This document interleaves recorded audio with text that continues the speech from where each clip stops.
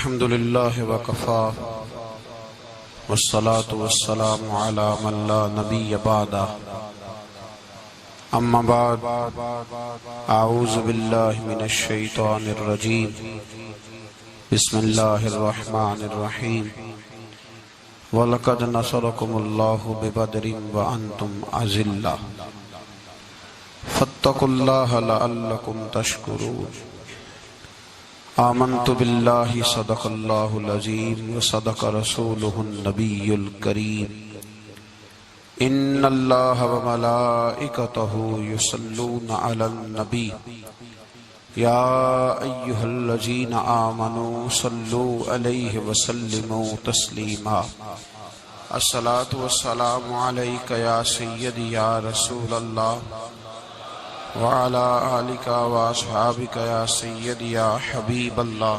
الصلاة والسلام عليك يا سيدي يا نبي الله وعلى آلك وأصحابك يا سيدي يا نور الله اللهم صل على سيدنا ومولانا محمد معدن الجود والكرم وآله وبارك وسلم حمد و صلاة کے بعد عالم اسلام کی تاریخ کا بہت بڑا دن 17 رمضان مبارک، جس دن اسلام کا سب سے پہلا معرکہ کفر کے ساتھ پیش آیا اور اس کو معرکہ بدر اور غزوہ بدر کہا جاتا ہے۔ اس کو قرآن مجید نے یوم الفرقان بھی کہا ہے، فرق کرنے کا دن۔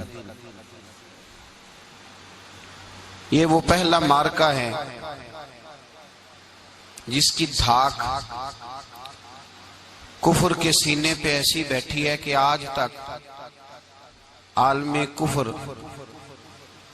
بدر کی للکار سے کانپتا ہے۔ ڈاکٹر اقبال نے امت مسلمہ کو ایک مشورہ دیا ہے۔ اس نے کہا ہے کہ شرط یہ ہے کہ فضائے بدر پیدا کر، فضا پیدا کر بدر جیسی، فضائے بدر پیدا کر، فرشتے تیری نصرت کو اتر سکتے ہیں گردوں سے کتار اندر کتار اب بھی۔ اور اسی مضمون کو دوسرے رنگ میں اقبال کہنے لگے، تو آج بھی ہو اگر ابراہیم کا ایمان پیدا، آگ کر سکتی ہے انداز گلستان پیدا۔ عالم اسلام کو یوم الفرقان غزوہ بدر کی للکار یاد رکھنی چاہیے۔ ملت کے جوانوں کو بدر کا سبق اور بدر کا نصاب کبھی نہیں بھولنا چاہیے۔ ہمیں آج جو درس دیا جاتا ہے وہ درس فلسفہ ہے۔ جو پیغام کفر کے مقابلے میں ہمیں بتلایا جاتا ہے وہ پیغام ہے مصلحت کوشی کا، وقت گزاری کا۔ ابھی دیکھو غزوہ بدر کا پس منظر مسلمانوں کو یہ سبق دیتا ہے کہ جب فضا پیدا ہو جائے تو اللہ مدد کر دیا کرتا ہے۔ جب فضا پیدا ہو جائے تو اللہ مدد فرماتا ہے۔ جب فضا پیدا ہو، جب مدد کی فضا پیدا نہ ہو، قرآن مجید فرقان حمید سورہ آل عمران میں سے جو آیہ کریمہ میں نے تلاوت کی تو اس میں اللہ تعالیٰ نے بدر کا ذکر فرمایا ہے۔ فرمایا وَلَقَدْ نَصَرَكُمُ اللَّهُ بِبَدْرٍ وَأَنْتُمْ أَذِلَّةٌ، فرمایا تحقیق ہم نے بدر میں تمہاری مدد کی حالانکہ تم تو کمزور تھے۔ ہم نے بدر میں تمہاری مدد کی، تم تو کمزور تھے۔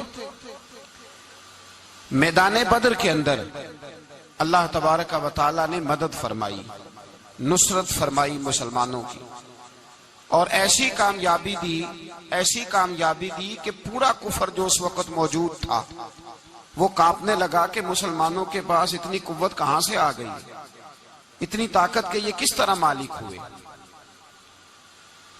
بغور سمجھیے گا بات کو، ذرا تھوڑا سا پس منظر سمجھ لیں۔ 15 سال تک اعلان نبوت کے بعد نبی پاک صلی اللہ علیہ وسلم نے کسی جنگ کی، کسی لڑائی کی اجازت نہیں دی، کسی قسم کی منع فرمایا، بلکہ فرمایا لکم دینکم ولی دین، تمہارا اپنا دین ہے، ہمارا اپنا دین ہے، منع کر دیا گیا۔ مسلمان ہجرت کر کے آ گئے مکہ سے مدینہ، لیکن یہاں بھی قریش مکہ اور کفار مکہ نے عالم اسلام کو، مسلمانوں کو، نبی پاک صلی اللہ علیہ وسلم کو سکون سے بیٹھنے نہیں دیا، پریشان کرتے رہتے تھے۔ اور اس پریشانیوں میں سے ایک بڑی پریشانی، جب تک آپ بات کے پس منظر کو نہیں سمجھیں گے آپ کو اصل مضمون سمجھ میں نہیں آئے گا۔ پریشان کرتے تھے مسلمانوں کو، مدینے آ کر پریشان کرتے۔ دنیا کا ایک مزاج ہے، جو آدمی اپنا دروازہ بند کر لیتا ہے لوگ اسے بزدل سمجھتے ہیں، حالانکہ بزدل اور صلح پسند میں فرق ہوتا ہے۔ بزدل اور ہوتا ہے، صلح پسند، کچھ لوگ صلح پسند ہوتے ہیں، لوگ انہیں بزدل کا طعنہ دیتے ہیں۔ تو جو آدمی دروازہ بند کر لیتا ہے نا، یا تھوڑا سا احتیاط کرتا ہے، تو لوگ سمجھتے ہیں کہ یہ بزدل ہے، کمزور ہے، میں نے ڈانٹا ہے تو بھاگ گیا ہے، حالانکہ ایسا نہیں ہوتا، وہ شخص صلح پسند ہوتا ہے۔ میرے رسول کریم سید عالم صلی اللہ علیہ وسلم کی ذات صلح پسند ہے۔ حضور علیہ السلام نے صلح کو اہمیت دی ہے، اور وَصُلْحُ خیر، صلح ہی بہتر ہے۔ انہی لفظوں کے ساتھ محبوب نے ہمیں تعلیم ارشاد فرمائی ہے، صلح کو درجہ دیا ہے۔ تو 15 سال تک کوئی لڑائی نہیں لڑی۔ اب انہوں نے سمجھا شاید مسلمان بزدل ہیں، یہ تو تلوار ہی نہیں اٹھاتے، یہ تو شاید جانتے ہی نہیں اس فن کو، ان کو تو خبر ہی نہیں۔ یہ کیا کرتے کہ مسلمانوں کو مدینے آ کے تنگ کرتے، گھر تک آ جاتے۔ مکے کے قریش مدینے کے قریب آ کے مسلمانوں کو لوٹ کے لے جاتے۔ کئی دفعہ ایسا ہوا کہ انہوں نے آ کر کے یہاں سے بکریاں، اونٹ اور کئی اور چیزیں چوری کر کے لے گئے۔ تو مسلمان پریشان رہنے لگے۔ اللہ پاک نے طاقت دے دی، قوت دے دی مسلمانوں کو۔ حضرت عمر فاروق جیسے لوگ کلمہ پڑھ گئے، حضرت امیر حمزہ جیسے لوگ آ گئے، حضرت ابو عبیدہ بن جراح جیسے لوگ آ گئے، حضرت سیدنا سعد بن ابی وقاص جیسے دلیر اللہ نے عالم اسلام کو عطا فرمایا۔ قوت آ گئی۔ حرِّض المؤمنین علی القتال، محبوب اب تیار کرے مومنوں کو لڑائی کے لیے۔ ایک قافلہ آ رہا تھا، ابو سفیان مال لے کے ایک سفر پہ نکلا ہوا تھا، اس میں قریش کے سارے لوگوں کا مال تھا۔ اس زمانے میں بھی پارٹنر بن کے کاروبار ہوتا تھا، سارے مکے والے ایک بندے کوئی مال دے کے بھیج دیتے تھے، میرا بھی بیچ آنا، میرا بھی بیچ آنا۔ وہ سال کے بعد ایک ہی جاتا تھا، سارے جا کے۔ عرب کے جاہل معاشرے کے اندر بھی دھوکہ کرنا اور جھوٹ بولنا عیب سمجھا جاتا تھا، لوگ کسی کے پیسے پر نظر نہیں رکھتے۔ یہاں معاذ اللہ لوگ کلمہ پڑھ کے اس بات کا خیال نہیں رکھتے کہ مال کس کا ہے اور ہم کس طرح سے اسے استعمال کرنا ہے۔ تو ابو سفیان سب کا مال لے کے نکلے۔ جب یہ مدینے کے واپس آ رہے تھے نا، شام سے ہجرت کر کے مدینے کے پاس سے گزرنے لگے، تو اللہ کے رسول سید عالم علیہ السلام نے مسلمانوں سے کہا کہ چلو ہم بھی ان کا ایک قافلہ روک لیں، انہیں احساس دلائیں کہ تم ہمارے ساتھ زیادتی کرتے ہو تو بازو میں ہمارے بھی قوت ہے۔ اس ارادے کے ساتھ حضور نکلے۔ ابو سفیان بڑے تیز آدمی تھے، کسی نے خبر کر دی کہ وہ تو آ رہے ہیں تیرا قافلہ روکنے کے لیے۔ اب حضور سید عالم جب چلے مدینہ منورہ سے تو 313 لوگ حضور کے ساتھ تھے۔ کتنے جی؟ بولیے 313۔ تحقیق یہ ہے کہ 312 تھے، حضرت عثمان غنی کو شامل کیا گیا بدریوں میں، لیکن حضور انہیں چھوڑ گئے تھے، اس لیے کہ ان کی زوجہ اور نبی پاک کی پیاری صاحبزادی بڑی علیل تھی، فرمایا تو میری بیٹی کے لیے رہ جا۔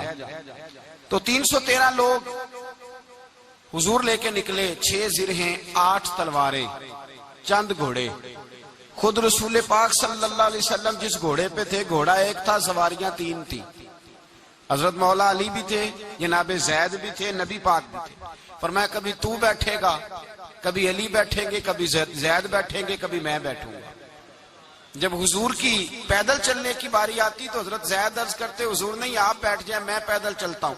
حضرت علی کہتے حضور آپ بیٹھ جائے میں پیدل چلتا ہوں، تو حضور فرماتے تمہیں ثواب کی زیادہ ضرورت ہے، مجھے بھی تو ضرورت ہے نا۔ تو رسول کائنات سید عالم صلی اللہ علیہ وسلم بھی پیدل چلتے، یہ تھوڑا سا سامان لے کے نکلے، ابو سفیان کو اطلاع ہو گئی کہ وہ تو آ رہے ہیں۔ ابو سفیان نے ایک آدمی کو دوڑایا۔ اس زمانے میں جب کوئی بری خبر دینی ہوتی تھی تو وہ آدمی اپنے کان میں سوراخ کرتا تھا، لہو نکال لیتا تھا۔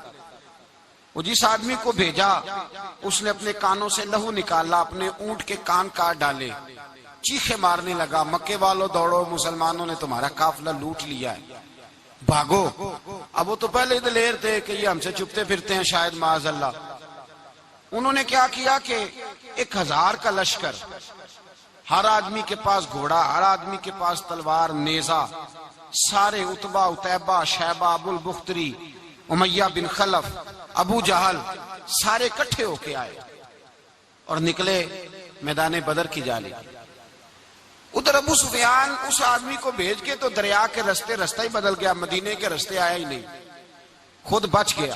اور جب بچ کے نکلا نا تو اس نے ایک آدمی بھیجا کہ قافلہ محفوظ ہو گیا ہے، تم لوگ فکر نہ کرو۔ اس نے جا کے پیغام دیا ابو جہل کو کہ ابو سفیان کہتا ہے میں بچ گیا ہوں، مجھے کوئی خطرہ نہیں، اب تم لوگ کسی قسم کی تکلیف نہ کرو، تکلف نہ کرو، واپس چلے جاؤ۔ ابو جہل کہنے لگا نہیں اب تو ہم واپس نہیں جائیں گے، اب تو ہم ان کا کچھ کر کے ہی جائیں گے۔ سمجھ آ رہی ہے میری باتوں؟ پس منظر سمجھ میں آ رہا ہے؟ اب نہیں واپس جانا، نکلے ہیں تو کچھ کریں گے۔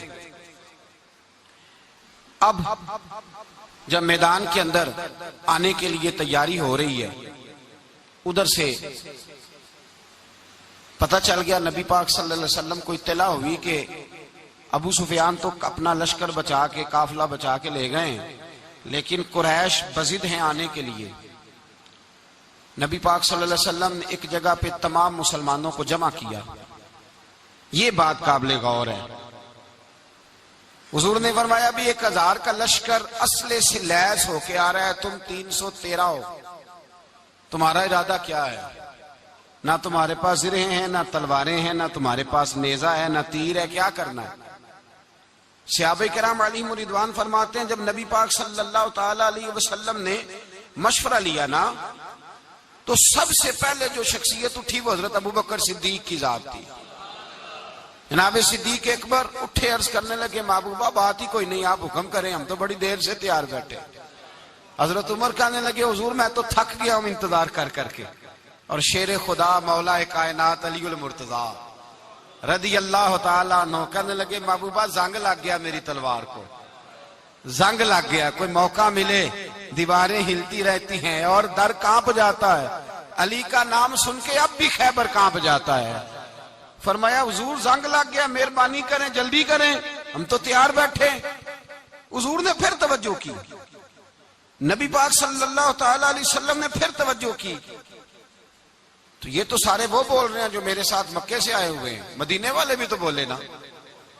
تو مدینے والوں میں سے حضرت مقداد اٹھے، حضرت مقداد رضی اللہ تعالیٰ عنہ، اور اٹھ کے عرض کرنے لگے یا رسول اللہ آپ کا اشارہ ہماری جانب ہے؟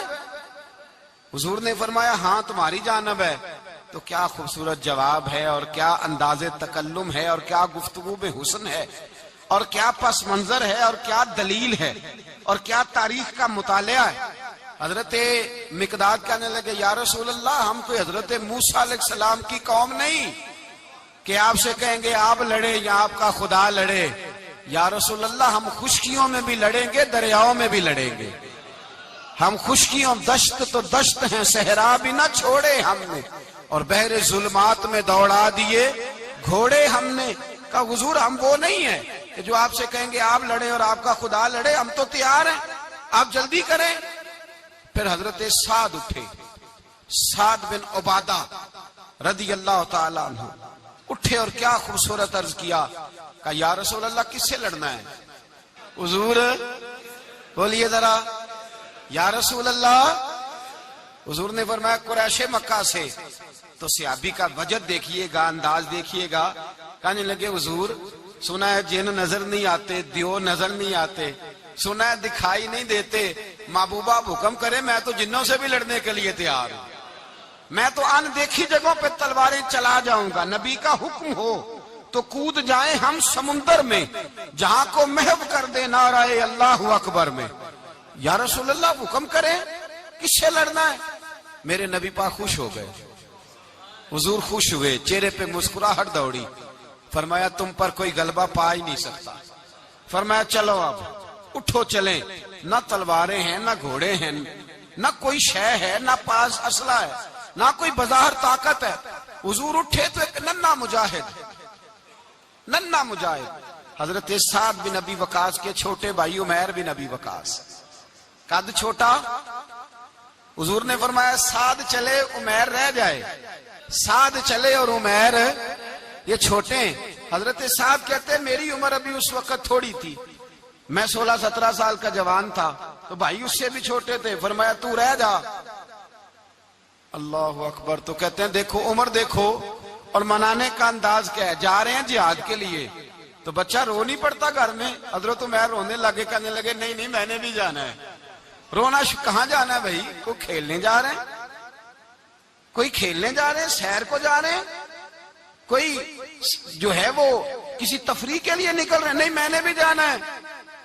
حضور نے فرمایا بیٹے تلواروں کی چھاؤں میں جا رہے ہیں، وہاں گرجدار آوازیں ہوں گی، وہاں سینے کٹیں گے، گردنوں پہ ضرب لگے گی۔ تو حضرت عمیر بن ابی وقاص نے نا اپنی ایڑیاں اٹھا لی، پنجوں کے بل کھڑے ہو گئے، کہنے لگے سونیا میں گردن کٹانے کو تیار ہوں۔ تو حضور نے فرمایا تیرا بڑا بھائی چلا جو ہے۔ حضرت عمیر کہنے لگے حضور قد میں بڑا ہے طاقت میں نہیں بڑا، قد میں بڑا ہے طاقت میں، کہا یہ قد میں بڑا ہے جسامت میں بڑا ہے طاقت میں نہیں بڑا۔ حضور نے فرمایا کیسے پتا چلے گا؟ کہا حضور کشتی کرا لیں، کشتی کرا لیں۔ چشمے فلک نے عجیب نظارے دیکھے، محبوبہ کشتی کرا لیں۔ حضور نے فرمایا کرو کشتی، کرا لیتے ہیں، کرو کشتی۔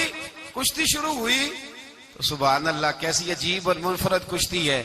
حضرت سعد بن ابی وقاص رضی اللہ تعالیٰ عنہ کہتے ہیں میرا بھائی پہلوان کشتی سے پہلے گلے ملتے ہیں نا، تو کہتے ہیں گلے ملنے آئے تو حضرت عمیر میرے کان میں کہنے لگے تیرا تو نمبر لگ ہی گیا ہے، اور محبوب جسے قبول کر لے پھر اسے درگزر اسے رد نہیں کرتے، تیرا تو لگ گیا ہے، تو یار چل تھوڑی دیر کے لیے گر جا بھائی جو ہوا، چل تھوڑی دیر کے لیے گر جا میں بھی سلیکٹ ہو جاؤں گا، تیرا کیا بگڑے گا۔ قربان جائیں امام زرقانی کہتے ہیں نبی پاک کی آنکھوں میں آنسو آ گئے، حضور نے بات سنی تو رو پڑے، فرمایا ہم پر بھی کوئی غلبہ پا سکتا ہے؟ جس قوم کے 14 سال کے بچے لڑنے کو تیار ہوں انہیں کوئی گرا سکتا ہے؟ تو فضائے بدر پیدا کر، فرشتے تیری نصرت کو اتر سکتے ہیں گردوں سے، کتار اندر کتار۔ اب بھی تھوڑی دیر کے لیے بھائی آپس میں لڑے، گتھم گتھا ہوئے، پھر بڑا گر گیا، چھوٹا پشت سینے پہ سوار ہو گیا۔ میرے رسول پاک نے فرمایا چلو بھائی تمہارا دونوں کا جانا ہی مقبول ہو گیا ہے، چلو۔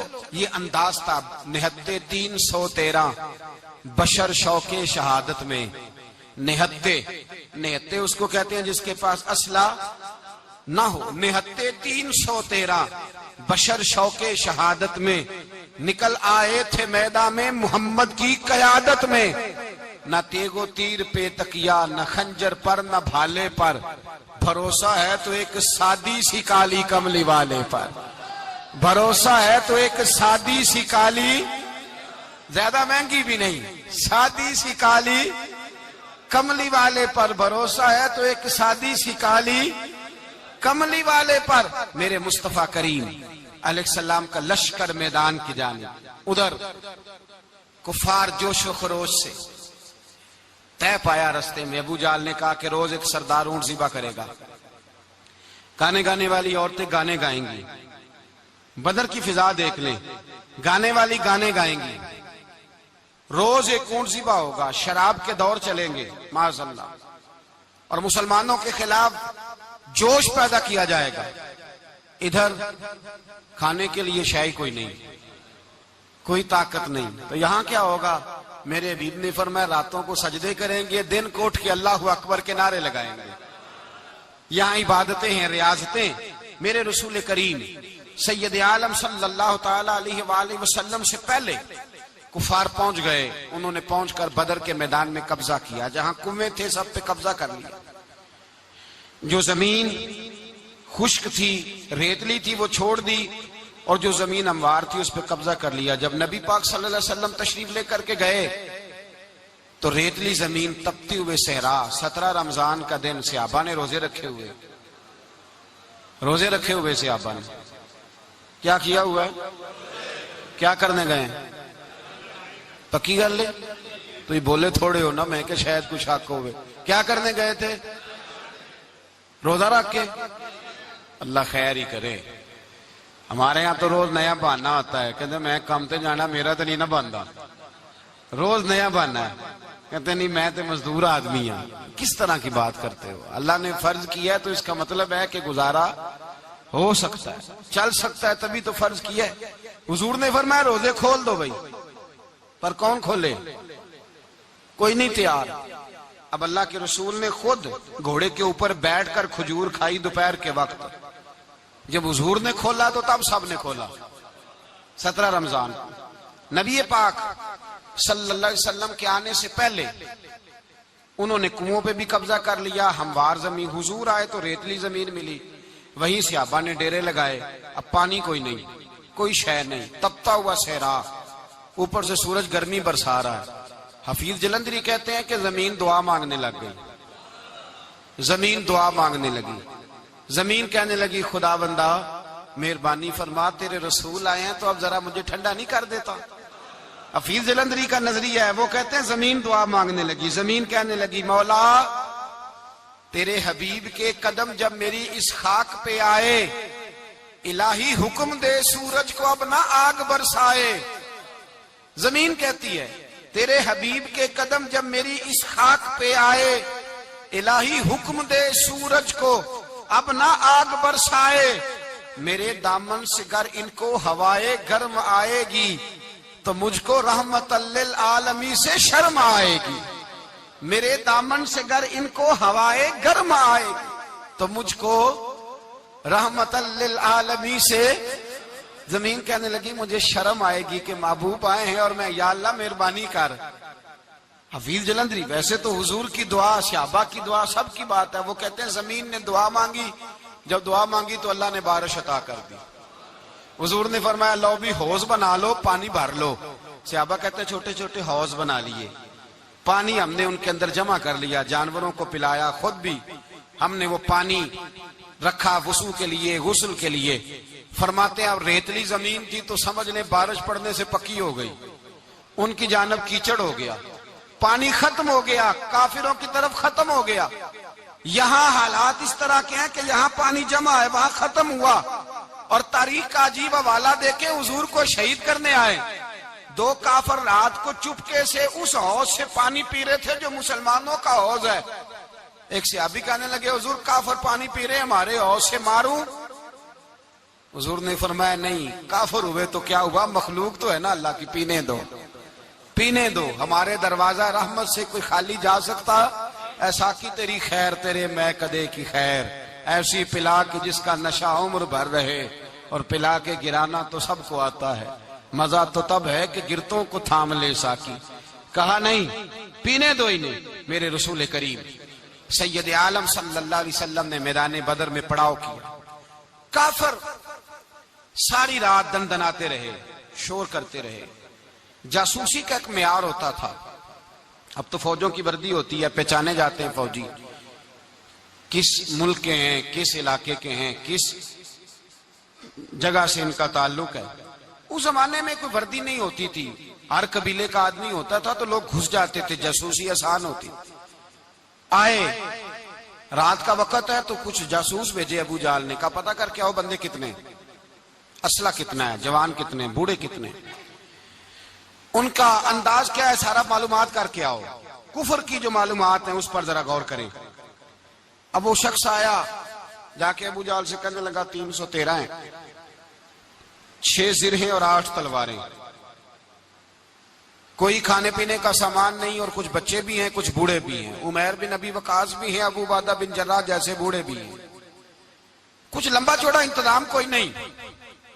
ابو جہل بڑا کھلکھلا کے ہنسا، جاسوس واپس آئے نا تو کھلکھلا کے ہنسا، کہنے لگا اس طرح کرو کہ جنگ کرنے کی ضرورت نہیں، انہیں نہ صبح سب کو گھوڑوں کی پشتوں پہ باندھ کے نہ تو لے چلتے ہیں مکے، وہاں جا کے دیکھیں گے ان کا کیا کرنا ہے، ان کو باندھ لو گھوڑوں کی اونٹوں کی پشتوں پر، تو وہاں جا کے دیکھیں گے۔ جب یہ بات کی تو جاسوس کہنے لگا ٹھہر جا، پوری بات تو سن لے، میری پوری سن تو لے، تبصرہ تو نے شروع کر دیا ہے۔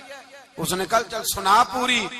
اس نے کہا ہے 313 پر سارے سر پہ کفن باندھ کے آئے ہوئے ہیں 313 پر بچے سے لے کر بوڑھے تک، میں جس کو پاس بھی گیا ہوں وہ مسلح پہ بیٹھا ہے اور شہادت کی دعا مانگ رہا ہے۔ مسلح پہ شہادت ہے، مطلوب مقصود مومن، نہ مال غنیمت نہ کشور کشائی، ہیں تھوڑے پر آئے مرنے ہیں، جان دینے آئے ہیں، واپس جانے کا ارادہ کوئی نہیں کسی کا بھی، آئے سارے حضور کے نام پر قربان ہونے۔ ابو جہل ساری رات شراب پیتا رہا، مغویہ گانے گانے والی عورتیں ساری رات گانے گاتی رہیں، اور ادھر انداز بڑا نرالا ہے۔ حضرت ابو بکر صدیق رضی اللہ تعالیٰ عنہ فرماتے ہیں کہ صحابہ نے مشورہ کیا کہ نبی پاک صلی اللہ تعالیٰ علیہ وسلم کی طرف سب سے پہلے توجہ کریں گے کافر، حضور کے لیے کسی محفوظ جگہ کا بندوبست کیا جائے، ایک چھپر، ایک عریش، ایک جھونپڑی پہاڑ کے اوپر بنا دی گئی حضور کے لیے۔ مولا علی شیر خدا خود فرماتے ہیں، کہتے ہیں سب سے مشکل کام اس جھونپڑی کی حفاظت کرنا تھا، اس چھپر کی، عریش کی جس میں حضور تھے۔ جب نبی پاک نے فرمایا نا میرا پہرا کون دے گا، تو کہتے ہیں ابو بکر صدیق تلوار لے کے کھڑے ہو گئے، کہنے لگے سونیا ضرورت ہی کوئی نہیں، میں جو حاضر ہوں۔ تو حضرت علی فرمایا کرتے تھے بتاؤ جو فرعون کے سامنے کھڑے ہوئے وہ زیادہ دلیر تھے یا ابو جہل کے سامنے جو کھڑے ہوئے دلیر ہیں؟ تو حضرت ابو بکر صدیق فرماتے میں پہرے پہ تھا، کافر شرابیں پی رہے تھے اور نبی پاک ساری رات عبادت کرتے رہے، ساری رات حضور نے رو کے گزار دی۔ کہا اے اللہ، کیا لفظوں میں حسن ہے، کہ اے اللہ میرے پاس یہ 313 کل تھے، میں لے کے آ گیا ہوں، اگر آج یہ ختم ہو گئے تو بتا قیامت تک کون تیری عبادت کرے گا۔ اے اللہ یہ 313 ہی تھے جو میں لے آیا، مہربانی فرما۔ ساری رات دعا ہوتی رہی، ساری رات حضور دعا کرتے رہے۔ پہلے حکم آیا کہ 1000 فرشتہ بھیجا ہے، پھر آیا محبوب چل 3000 بھیجے، پھر اللہ نے کہا محبوب میں نے 5000 بھیجے ہیں۔ حضرت علامہ ہزاروی کہا کرتے تھے کہ نہیں، رب کریم نے فرمایا 5000 بھیجے ہیں، تو محبوب نے کہا نہیں نہیں مولا اس طرح نہیں، میرے فرشتے نہ بھیج، تیرا وعدہ تھا میں بھی آؤں گا، تیرا وعدہ تھا میں بھی آؤں گا۔ اور وہ اپنے انداز میں فرمایا کرتے تھے سانو کل کے وچ میدان بدر تے آپوں بہ رہے ہیں یار کنارے آتے، تیرا وعدہ تھا میں بھی آؤں گا۔ تو پھر حکم ہوا قرآن میں انی معکم، محبوب میں بھی تیرے ساتھ ہی ہوں، محبوب میں بھی تیرے، خدا خود میر مجلس بود، سارے بولیے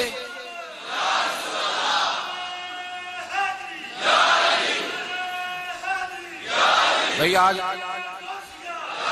آج تو دن ہے نا نعرے لگانے کا، یوم البدر منا رہے ہیں، تو آج تو ٹھنڈا ٹھنڈا نعرہ نہ لگائیں، میں نے اپیل کی تھی کہ نعرہ تحقیق بھی لگایا کریں۔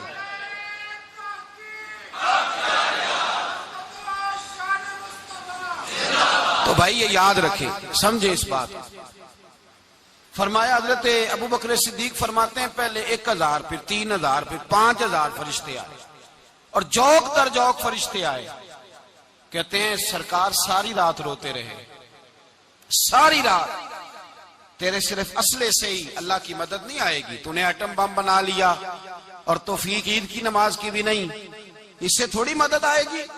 میرے مصطفیٰ کریم سید عالم صلی اللہ علیہ وسلم نے فرمایا، امت کو درس دیا، اسلحہ بھی جمع کرنا، طاقت بھی اکٹھی کرنا، صفیں بھی بنانا، اپنے اندر اتحاد بھی پیدا کرنا، لیکن اگر تم نے کفر پر غلبہ حاصل کرنا ہے تو اس کے لیے خدائی مدد کی ضرورت ہوگی۔ اگر تم سے اللہ کی مدد روٹھ گئی تو پھر جتنے مرضی اسلحے جمع کرتے پھرو، جتنی مرضی طاقتیں اکٹھی کرتے پھرو، پھر جس قدر مرضی تم ایٹم بم بناتے پھرو، جب خدائی مدد ہی تمہارے ساتھ نہیں تو کیسے نظام چلے؟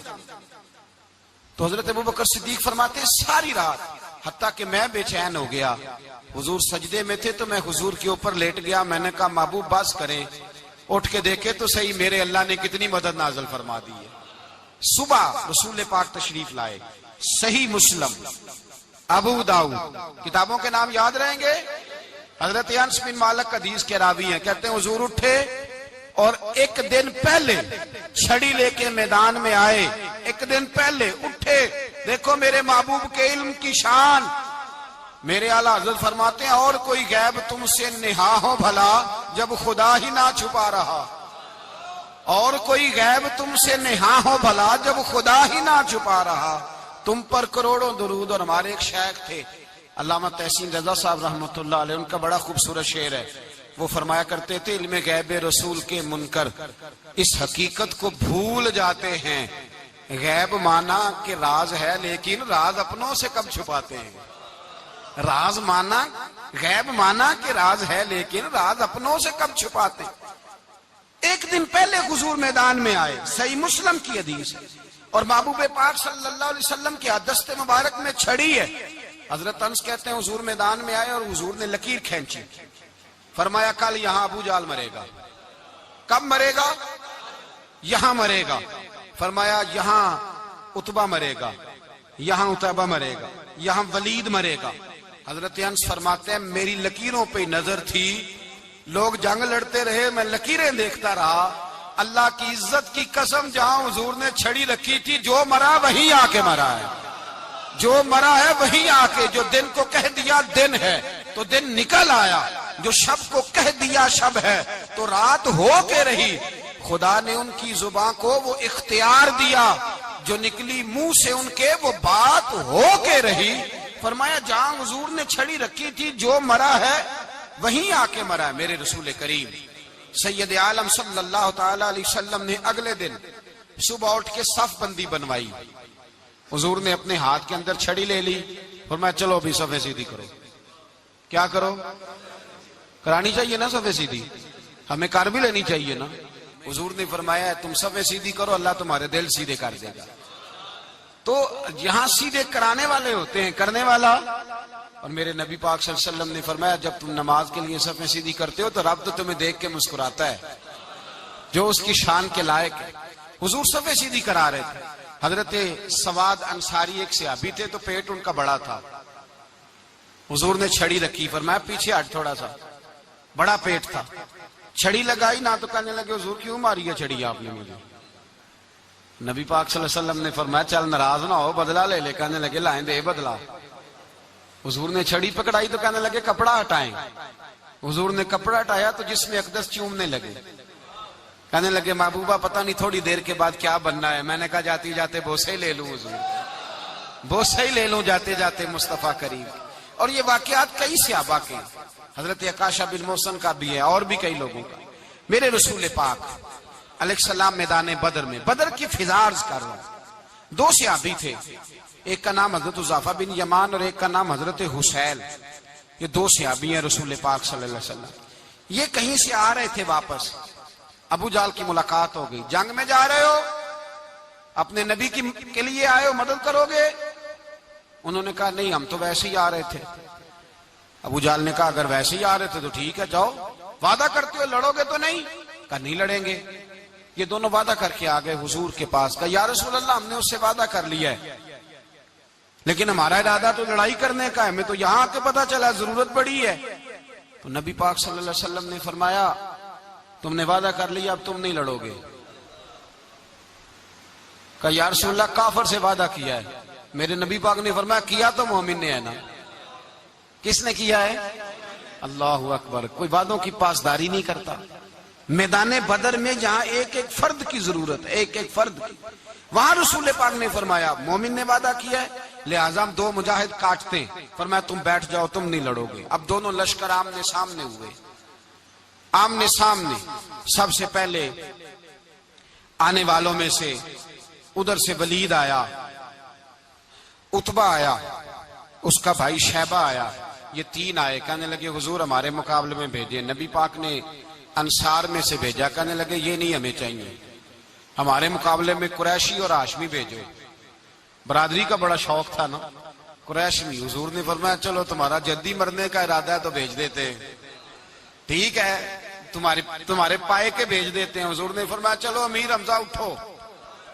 حضرت امیر حمزہ اسد اللہ و رسولہ اٹھ کے کھڑے ہو گئے. فرمایا چلو علی آپ بھی اٹھو. شیر خدا تو یوں اٹھے کہ جیسے پہلے سے ہی کھڑے تھے. حضور نے فرمایا چلو. ابو عبادہ بھی اٹھے, تینوں صحابی اٹھے. حضرت عبادہ ذرا بوڑھے تھے, ان کے لیے تھوڑا مشکل ہوا دشمن کو سنبھالنا. باقی تو دونوں نے کاٹ کے رکھ دیے دشمن. اور حضرت علی رضی اللہ تعالیٰ نے دیکھا نا جناب عبادہ ذرا زخمی ہو گئے, دشمن ان کا بھاری ہو رہا تو دوڑے گئے, مارا. حضرت عبادہ کا دشمن بھی مارا اور جناب ابو عبادہ کو کندھوں پہ اٹھا کے در رسول پہ لے گئے. کہنے لگے سونیا یا رسول اللہ آپ کے دشمن میں مار آیا ہوں, غلام بچا کے لے آیا ہوں. یہ میں لے آیا ہوں آپ کی, یہ شان ہے حضرت علی شیر خدا کرم اللہ. اب جنگ کا نکارہ بجا, کہاں 1000. ایک مورخ کہنے لگا نہیں پورا 1000 نہیں تھا, 950 تھا. میں کہا چل تو 900 کر لے یار, اس میں کون سی حرج والی بات ہے. پھر بھی 900 اور 300 کا کیا مقابلہ.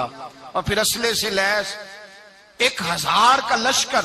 میرے رسول کائنات سرور عالم صلی اللہ علیہ وسلم جب جنگ چھڑی, امیہ بن خلف بڑا مارتا تھا حضرت بلال کو. جناب بلال کے قابو ہی آ گیا, حضرت بلال کے قابو آ گئے. کہنے لگا معافی مل جائے گی, معافی مل جائے گی, معافی مل جائے گی. دوڑنے لگا.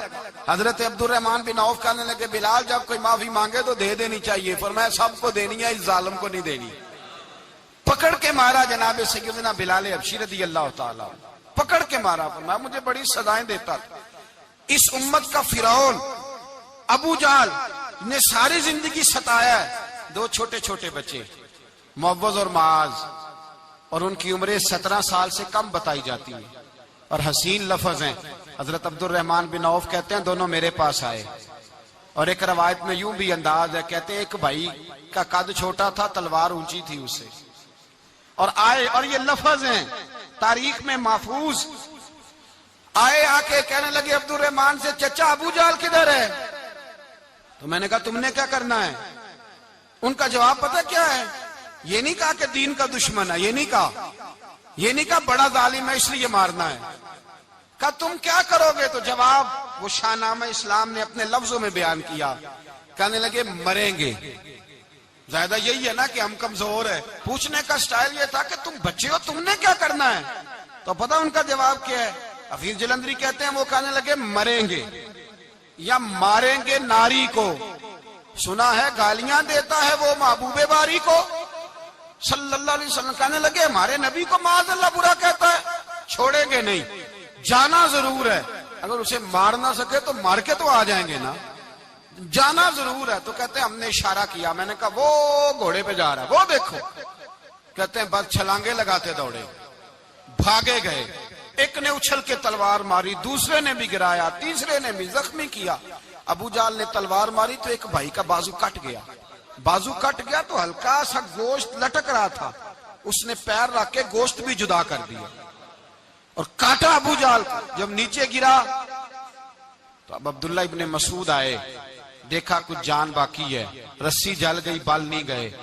حضرت عبداللہ ابن مسعود جب گلا کاٹنے لگے تو کہنے لگا ذرا نا گردن نیچے سے رکھ کے کاٹنا, گردن ذرا نیچے رکھ کے کاٹنا. فرمایا کیوں. کہنے لگا ذرا سردار ہوں, گردنوں میں پڑی گردن میری اونچی نظر آنی چاہیے. رسی جل گئی پر بال. کہنے لگا ایسا نہ ہو غلاموں میں پڑی ہو تو چودھری کی گردن لہذا ہی نہ نظر آئے, ذرا نیچے سے رکھ کے کاٹنا. حضرت عبداللہ ابن مسعود رضی اللہ تعالیٰ انہوں نے گردن کو کاٹ ڈالا. میرے بھائی اب جنگ ختم ہونے لگی آہستہ آہستہ. دونوں بچے اپنی تلواریں لے کے در رسول پہ آئے. ایک کہنے لگا میں نے مارا ہے, دوسرا کہنے لگا حضور میں نے مارا ہے. حضور نے فرمایا تلواریں دکھاؤ, خون کس کو لگا ہے. جب خون دیکھا تو دونوں کو ایک جتنا لگا تھا. میرے حبیب مسکرائے, فرمایا تم دونوں نے مارا ہے, تم دونوں نے مارا ہے. میرے رسول پاک سید عالم صلی اللہ تعالی علیہ وسلم نے دیکھا امیہ بھی مر گیا. ابو البختری, اتبا, اتیبہ, شیبہ, امیہ بن خلف, بڑے بڑے دشمن مر گئے. 70 کے قریب قتل ہوئے, 70 کے قریب گرفتار ہوئے, باقی بھاگ گئے. 14 صحابہ صرف شہید ہوئے. ان کے جو مر گئے نبی پاک نے کنویں کے اندر پھینک دیے, اور کنویں کے سرانے کھڑے ہو کے ذمہ داری سے, سیاستہ کی روایت عرض کر رہا ہوں ذمہ داری سے, حضور نے بدر کے کنویں پہ کھڑے ہو کے فرمایا او کافرو, او فلاں بن فلاں, او فلانے کے بیٹے فلانے, تم نے دیکھ لیا میرے رب کے وعدے کتنے سچے ہیں. حضرت عمر کہنے لگے حضور مردوں سے آپ باتیں کر رہے ہیں؟ تو نبی پاک نے فرمایا عمر جتنا تم سن رہے ہو اتنا یہ بھی سن رہے ہیں. اگر کافر سن سکتے ہیں تو داتا علی اجمیری نہیں سن سکتے؟ اگر کافر سن سکتے ہیں تو معین الدین اجمیری نہیں سن سکتے؟ کہاں بیٹھ کے تو عقیدہ پڑھتا رہا ہے؟ اگر مشرکوں بے ایمانوں کا آواز آتی ہے تو کیا حضرت ابو ہریرہ اپنی قبر میں نہیں سنتے؟ غوث اعظم جیلانی نہیں سنتے؟ میرے اعلیٰ حضرت کا عقیدہ ہے، وہ فرماتے ہیں واللہ وہ سن لیں گے اور فریاد کو پہنچیں گے ہم. اتنا تو ہو کوئی فریاد کرے دل سے، اتنا تو ہو کوئی فریاد کرے دل سے. اور اگر کافر اور بے ایمان کنویں میں گرا سن سکتا ہے تو کیا آمنہ کا لال اپنے مزار میں نہیں سن سکتے؟ کہاں سے لوگ عقیدہ لے آتے ہیں؟ میرے نبی پاک نے فرمایا سنتے ہیں. سلام دیتے ہو جب قبرستان جاتے ہو؟ کیا کہتے ہو؟ سلام کس کو کہا جاتا ہے؟ اس کو کہا جاتا ہے جو وعلیکم السلام کہے. اس کو کہا جاتا ہے جو وعلیکم السلام کہے. او بھائی سنو، میرے رسول پاک سید عالم صلی اللہ تعالی علیہ وآلہ وسلم نے کہا دیکھا تم نے میرے رب کا وعدہ کتنا سچا ہے؟ یہ کہہ کے میرے رسول پاک آئے. ایک آدمی کو پہلے بھیجا، فرمایا جاؤ جا کے خوشخبری دے دو، اللہ نے فتح دے دی ہے، خوشخبری دو. پھر حضور آئے. ان گرفتار ہونے والوں میں حضور کے اپنے داماد ابو العاص بھی ہیں، حضور کے چچا جناب عباس بھی ہیں، وہ بھی ہیں، اور بھی کئی لوگ ہیں. گرفتار ہونے والے آئے. حضرت انس کہتے ہیں آدھی رات کا وقت تھا. جب ان کو لایا گیا نا گرفتار کرنے والوں کو مدینے، تو صحابہ کو غصہ ہی بڑا تھا، کس کس کے رسیاں باندھ دی. حضرت بلال کی ڈیوٹی تو ذرا زور زور سے باندھتے تھے، زور زور سے، ذرا تگڑی کر کے. بڑا ستایا تم لوگوں نے، زور زور سے. کہتے ہیں آدھی رات کا وقت ہوا، میں مسجد میں آیا تو حضور کو بے چینی سے ٹہلتے دیکھا مسجد میں. تو میں نے کہا حضور کیا ہوا؟ یہ سونے کا وقت تھا آپ کے آرام کا، تھکے ہارے آئے تھے. تو حضور نے فرمایا تم نے رسیاں زور سے باندھ دی ہیں، وہ ہائے ہائے کرتے ہیں، مجھے نیند نہیں آتی. نیند حضور وہ دشمن ہے، وہ آپ کا دشمن ہے. فرمایا وہ میرے دشمن ہے پر میں تو رحمت للعالمین ہوں، ذرا ڈھیلی کر دو، سو جائیں تو میں بھی سو جاؤں. سویرے حضور نے صحابہ کو بلایا، فرمایا ان کا کرنا کیا ہے؟ حضرت عمر کا مشورہ سنو. حضرت عمر کہنے لگے حضور جو میرے رشتہ دار ہیں میرے حوالے کرے، پہلے میں ان کی گردنیں کاٹوں. جو ابو بکر کے ہیں اس کو ان کی گردنیں کاٹے، جو عثمان کے ہیں علی کے ہیں ان کو دو، سب کو کاٹیں، اپنے اپنے رشتہ داروں کو. میرا جو ہے میں اپنے ہاتھوں سے اسے ذبح کروں گا. میرے نبی کی دشمنی کرتا ہے. حضور نے فرمایا عمر تیرا فیصلہ ذرا تگڑا ہے، تھوڑا نرم چاہیے. حضرت ابو بکر صدیق کو بلایا، فرمایا تیرا کیا ارادہ ہے؟ حضرت ابو بکر کہنے لگے حضور کچھ فدیہ لے لیں، ان پہ رحم کریں، مجھے لگتا ہے بہت سارے کلمے پڑ جائیں گے، کچھ مہربانی کریں، ان پہ شفقت کریں. حضور نے فدیہ تعین کر دیا. فرمایا اتنے اتنے پیسے دو، جاتے جاؤ. کچھ نے کہا ہم غریب ہیں. فرمایا تم مسلمانوں کے 10 بچوں کو حساب کتاب سکھا دو، تمہیں چھٹی. کچھ نے کہا جی ہمیں یہ بھی نہیں آتا. فرمایا تم ویسے ہی آزاد ہو جاؤ. بہت ساروں پہ مہربانی کی. حضرت عباس کھڑے ہوئے حضور کے سامنے، چچا. تو نبی پاک نے فرمایا چاچا وہ لاؤ فدیہ.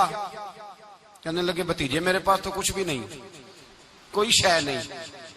تو حضور نے فرمایا چاچا وہ جس دن تم آ رہے تھے کمرے کا دروازہ اندر سے بند کر کے اتنی بڑی سونے کی اینٹ میری چاچی کو دی تھی، کہا اگر میں بچ کے آ گیا تو ٹھیک ہے، نہ آیا تو تمہارے لیے کافی ہوگی. وہ کدھر ہے؟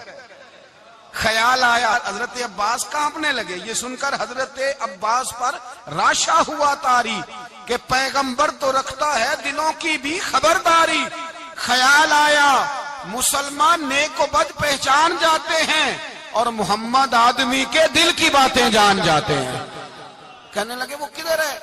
تو جناب عباس کہنے لگے محبوبہ وہ تو فدیہ تو میں دوں گا ہی اب، لیکن میں مان گیا ہوں آپ اللہ کے سچے رسول ہیں، اس لیے کہ میرے اور میری بیوی کے علاوہ کسی کو اس بات کی خبر نہ تھی. اسی جنگ میں حضرت ختیجہ کا وہ ہار آیا جس کا تذکرہ میں پچھلے دنوں کر چکا. اللہ تعالیٰ نے فتح دی. کسی جگہ بھی کوئی تکبر کا لفظ میرے نبی پاک نے بیان نہیں فرمایا. کسی جگہ حضور نے یہ نہیں کہا کہ ہم بڑی دانائی سے لڑے، ہم بڑے دلیر تھے، ہماری صف بندی بڑی سیانی تھی. یہی فرمایا وَلَقَدْ نَصَرَكُمُ اللَّهُ بِبَدْرٍ، اللہ نے ہماری مدد کی، اللہ نے ہماری. میری اور آپ کی زندگی میں جہاں نقص واقع ہوتا ہے نا، وہاں ہم کامیابیاں اپنے کھاتے میں ڈالنے لگتے ہیں تو فضائے بدر پیدا نہیں ہوتی. یاد رکھیں اگر رات کو گانے سنیں گے، شراب کباب کے دور چلیں گے تو پھر بدر کی فضا پیدا نہیں ہوگی، پھر تو کفر کی فضا پیدا ہوگی. اور اگر رات کو مسلح آباد رہیں گے، میں نے کچھ دن پہلے کہا تھا جمعے میں، صلاح الدین ایوبی جب جنگ لڑ رہے تھے تو ایک بحری بیڑا آ رہا تھا دشمنوں کا اسلحہ لے کے، مسلمانوں کے پاس اسلحہ پہلے کم تھا، تو ایک بحری جہاز اور اسلحہ لے کے آ رہا تھا عیسائیوں کا. تو صلاح الدین ایوبی ساری رات مسجد اقصی میں روتے رہے. سویرے ایک بزرگ ملے تو کہنے لگے، پہلے رات کو بھی ان سے دعا کے لیے کہا، پھر سویرے صلاح الدین کہنے لگے حضور دعا کرنا، مسلمان پہلے ہی کمزور ہیں اور عیسائیوں کا ایک بحری بیڑا اسلحہ لے کے اور آ رہا ہے. تو بزرگ کہنے لگے وہ تو بیڑا غرق ہو گیا ہے، وہ غرق ہو گیا. کہا کہاں غرق ہوا؟ تو کہنے لگے تو ساری رات روتا رہا تو تیرے آنسوؤں میں ہی غرق ہو گیا ہے، تیرے آنسوؤں میں غرق ہو گیا، وہ اب نہیں آئے. کچھ دیر کے بعد خبر مل گئی واقعی ڈوب گیا ہے پانی میں. بھائی جب تو اللہ کو منا لیتا ہے، جب رب کی مدد تیرے آتا ہے، یاد رکھنا زندگی میں کہیں بھی آپ لڑ رہے ہیں، کسی محاذ پر بھی اگر حق آپ کے ساتھ ہے تو پھر اللہ کی مدد آپ کے ساتھ، اور اگر حق آپ کے ساتھ نہیں تو پھر جتنے مرضی ہیلے بہانے کر لیں، وکیل مہنگا کر لیں، جج خرید لیں، پھر آپ دنیا کی ساری سیاست لڑا رہے ہیں، جب حق آپ کے ساتھ نہیں تو پھر رب کی مدد آپ کے ساتھ. آج شام کے اندر روز قتل ہوتا ہے، برما کے مسلمانوں پر زمین تنگ ہے، کشمیر میں اتنا خون بہہ چکا ہے کہ اب شاید کشمیر کی وادی خون پیتی بھی نہیں، اتنا خون بہہ گیا ہے. فلسطین قبلہ اول مسلمانوں کا مسجد اقصی یہودی کے قبضے میں ہے. مسلمان اپنی اپنی اپنی اپنی، اور ظلم کی بات یہ ہے، ظلم کی بات کہ ہم توحید کا اعلان کرنے والے، توحید کے ٹھیکیدار بننے والے، سلوٹ کرنے پہ آتے ہیں تو عیسائیوں کو بلا کے کرتے، یہودیوں کو بلا کے کرتے. میرے بھائی مسلمان کے پاس اسلحہ بھی ہے، پیسہ بھی ہے، دولت بھی ہے، ہر قسم کا ذخیرہ ہے، ضرورت یہ ہے کہ اسے خدا کی مدد نصیب ہو جائے. اللہ کی مدد جب تھی تو اسلحے کی ضرورت نہ تھی، جب تک خدا کی فضائے بدر پیدا کریں، فضائے بدر پیدا کریں. اگر حق آپ کے ساتھ ہے، اندر خلوص ہے اور آپ لڑ اللہ کے دین کے لیے رہے ہیں، ذاتی اگر نام و نمود ہے، خواہشات ہیں، ذاتی آپ کے مفادات ہیں، تو پھر بڑی جلدی یہ سفر ناکامیوں کا سفر ہو جاتا ہے. فضائے بدر پیدا کریں، رضائے الہی کے لیے میدان میں نکلنے کا جذبہ اپنے دل میں پیدا کریں. بدر کے 14 صحابہ جو شہید ہوئے، وہ 14 صحابہ کو ہم سلام عقیدت پیش کرتے ہیں. ان 14 کے لوگوں کو شاید نام بھی نہ آتے ہوں، لیکن اسلامی تاریخ میں انہوں نے ایسا حسن بھرا ہے، ایسا حسن بھرا ہے کہ کافر آج بھی بدر کے نام سے کامتا ہے. نام نہ بنائیں دین کے معاملے میں، کام کریں. جو کام کرتا ہے اللہ اس کا نام بنا دیتا ہے. کام کریں اور کبھی بھی دین کی نصرت کے لیے جب نکلیں اپنے آپ کو آگے نہ کریں، دین کو آگے رکھیں. بدر والوں نے دین آگے رکھا تھا، اللہ نے انہیں کامیابی دی. جب سے نام آگے رکھنے، آج پوری امت مسلمہ میں صرف صدارت کا چکر ہے، کون ملک آگے لگے گا، کون آگے بڑھے گا. فضائے بدر پیدا ہو جائے گی تو دین آگے رہ جائے گا، شخصیات پیچھے ہو جائیں گی. اور یاد رکھیں نظریات بچیں تو شخصیات بھی باچی جاتی ہیں. نظریہ بچانا بڑا ضروری ہے. میرے اعلیٰ حضرت فرماتے ہیں بے نشانوں کا نشان مٹتا نہیں، مٹتے مٹتے بھی نام ہو ہی جائے گا. تو فضائے بدر پیدا کر، فرشتے تیری نصرت کو اتر سکتے ہیں گردوں سے، کتار اندر کتار اب بھی. اور آج بھی ہو اگر ابراہیم کا ایمان پیدا تو آگ کر سکتی ہے انداز گل.